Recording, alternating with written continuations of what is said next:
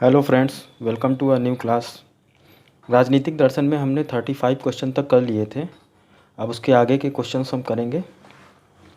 देखिए, अगर आपको वीडियो अच्छी लगती है तो प्लीज़ लाइक, शेयर और सब्सक्राइब ज़रूर कर दिया कीजिए और बेल आइकॉन दबा देंगे तो आपको अगली वीडियो की नोटिफिकेशन भी मिल जाएगी। इससे हमें थोड़ा सा मोटिवेशन मिला रहता है आप लोगों का प्यार मिलने से।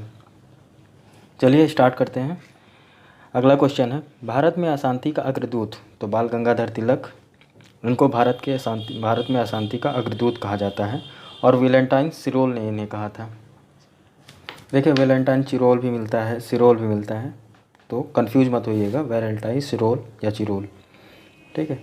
और तिलक के बारे में और कुछ जानते हैं तो इन्होंने 1893 में गणपति महोत्सव का आयोजन किया था और 1895 में शिवाजी महोत्सव मनाया जाता है महाराष्ट्र में, जो महाराष्ट्र के लोगों में राष्ट्रवादी भावना के विकास के कारण जो है इन्होंने स्टार्ट किया था। ठीक है। तिलक ने क्या कहा था कि हमारा उद्देश्य जो है वो आत्मनिर्भरता है, भिक्षावृत्ति नहीं। इन्हीं सब के कारण जो है लंदन टाइम्स के संवाददाता और इंडियन अनरेस्ट के लेखक वैलेंटाइन सिरोल ने कहा था कि भारतीय अशांति का जन्मदाता किसको? बाल गंगाधर तिलक को। ध्यान रखिएगा। तो किसने कहा था? वैलेंटाइन सिरोल ने। और तिलक के बारे में और कुछ महत्वपूर्ण बातें जाने तो ये 1882 में जो है पत्रकारिता के लिए इनको सबसे पहले सज़ा हुई थी। ठीक है, ये पहले व्यक्ति थे तिलक जिन्हों पत्रकारिता के लिए इनको सज़ा दी गई थी। और तिलक ही एकमात्र ऐसे राष्ट्रीय जो कांग्रेसी नेता थे जो कभी भी कांग्रेस के अध्यक्ष नहीं बने थे। ठीक है, तो याद रखिएगा, ध्यान रखिएगा ये। अगला क्वेश्चन है 37 नंबर का, स्वराज हमारा जन्मसिद्ध अधिकार है और हम इसे लेकर रहेंगे। बाल गंगाधर तिलक। द्वितत्वीय सिद्धांत का प्रतिपादन किसने किया? तो हर्जबर्ग ने किया था। हर्जबर्ग ने द्वितत्वीय सिद्धांत का प्रतिपादन हर्जबर्ग ने किया। देखिए, ज़्यादातर क्वेश्चन आपको याद ही करने हैं। ठीक है, तो इसको हम बार बार रिपीट नहीं करेंगे, जहाँ ज़रूरत होगी मैं वहाँ आपको बता दूंगा। तो टू फैक्टर थ्योरी यानी कि द्वितत्वीय प्रतिपादन फ्रेडरिक हर्जबर्ग ने किया। इनके अनुसार क्या है कि कर्मचारी की उपलब्ध अनुरक्षक तत्वों के प्रति संतुष्ट रहते हैं और उन्हें उनमें जो है किसी तरीके की वृद्धि से वे प्रेरित नहीं होंगे, जबकि हम कमी जो कर देंगे तो वो हतोत्साही जरूर हो जाएंगे। ठीक है।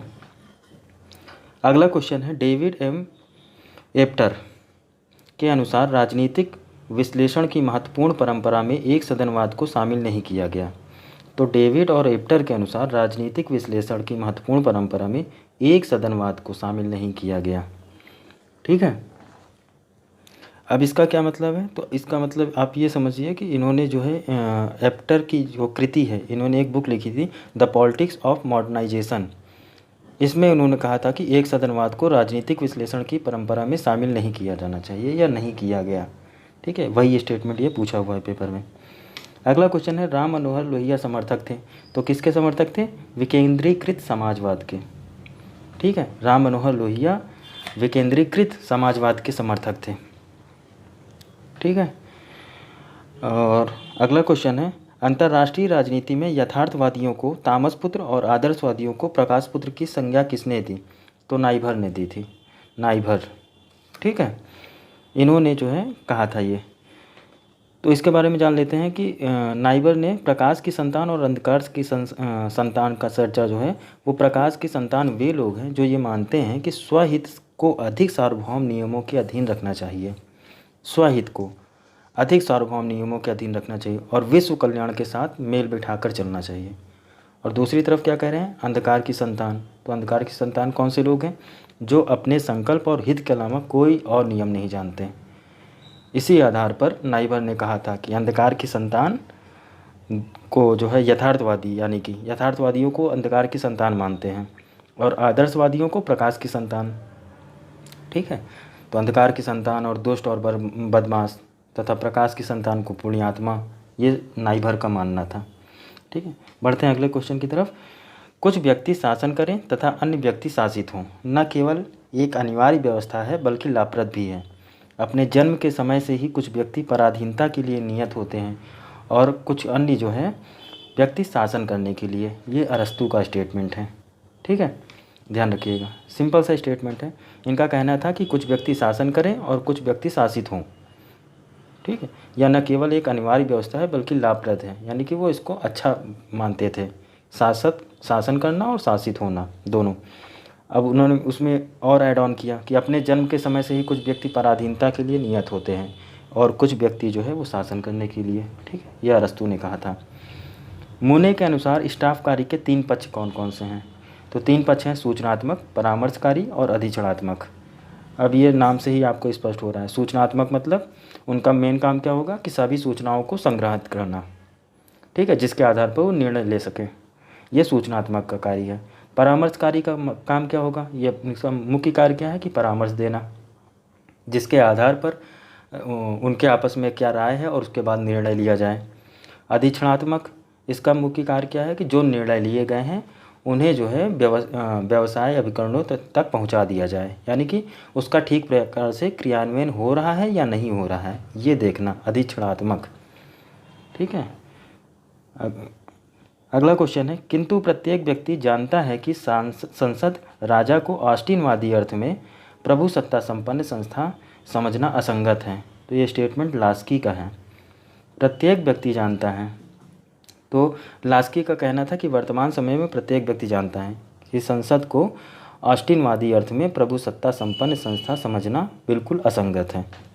ठीक है, अगला क्वेश्चन है, मार्टन कैपलन ने अंतर्राष्ट्रीय राज्य व्यवस्था के निम्न प्रतिमानों की कल्पना की थी। तो कौन कौन से प्रतिमान थे जिसकी कल्पना मार्टन कैपलन ने की थी अंतर्राष्ट्रीय राज्य व्यवस्था में?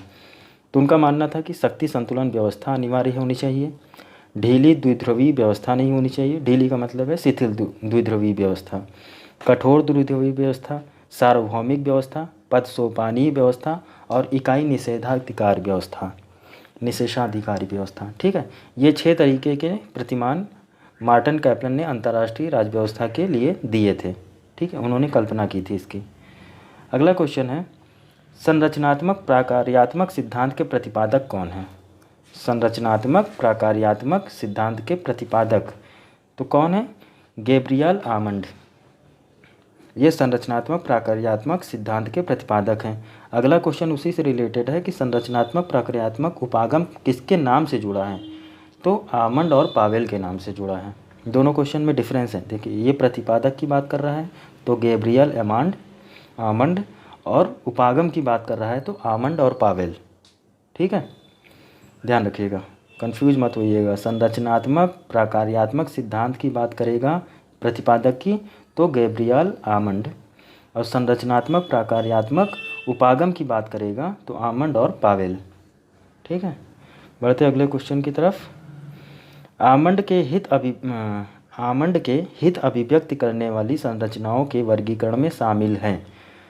ठीक है, तो कौन कौन से शामिल हैं? आमंड के हित का मतलब जिन्होंने उपागम की बात की थी। ये अब उसी का भेद है कि कौन कौन सी संरचनाओं में वर्गीकृत किया है उन्होंने। तो संस्थात्मक दबाव समूह, समुदायात्मक दबाव समूह और गैर समुदायक दबाव समूह। ठीक है, ये आमंड का हित अभिव्यक्त करने वाली संरचनाओं का वर्गीकरण में शामिल किया था इन्होंने। अगला क्वेश्चन है, वैज्ञानिक प्रबंध का पिता किसे कहा जाता है?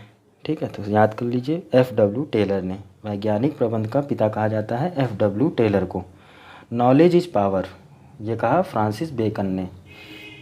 Knowledge is power, Francis Bacon ने। अगला क्वेश्चन है हमारा, एक सेकंड, शासकीय विचारधारा की संकल्पना किसने दी? तो मोस्का ने दी। शासकीय विचारधारा की संकल्पना मोस्का ने की थी। आज का लास्ट क्वेश्चन है हमारा 52 नंबर का, मैं समस्त मानव जाति की एक सामान्य प्रवृत्ति, एक के बाद दूसरी शक्ति प्राप्त करने की शाश्वत तथा अनवरत अभिलाषा को प्रस्तुत करता हूँ, जो केवल मृत्यु के साथ ही समाप्त होती है। ये हॉब्स ने कहा था। ठीक है, हॉब्स ने ये कहा था कि जो है मैं समस्त मानव जाति की एक सामान्य प्रवृत्ति, एक के बाद दूसरी शक्ति, ठीक है, एक के बाद दूसरी शक्ति प्राप्त करने की शाश्वत तथा अनवरत अभिलाषा को प्रस्तुत करता हूँ, जो केवल मृत्यु के साथ ही समाप्त होती है। ये स्टेटमेंट हॉब्स ने दिया था। चलिए, आज का सेशन यहीं समाप्त करते हैं। आई होप आपको अच्छा लगा होगा। बने रहिए वीडियो के साथ, और हाँ, चैनल को प्लीज़ लाइक, शेयर और सब्सक्राइब ज़रूर कर लीजिए। और मोस्ट इम्पॉर्टेंट बेल आइकन ज़रूर दबा दीजिए ताकि आपको नई वीडियो की नोटिफिकेशंस मिलती रहें। और इसके साथ ही हम करंट अफेयर्स की भी सीरीज अब स्टार्ट करेंगे जिसमें हम टॉपिक वाइज करंट अफेयर्स को कवर करेंगे। तो बने रहिए चैनल के साथ। नमस्कार, धन्यवाद।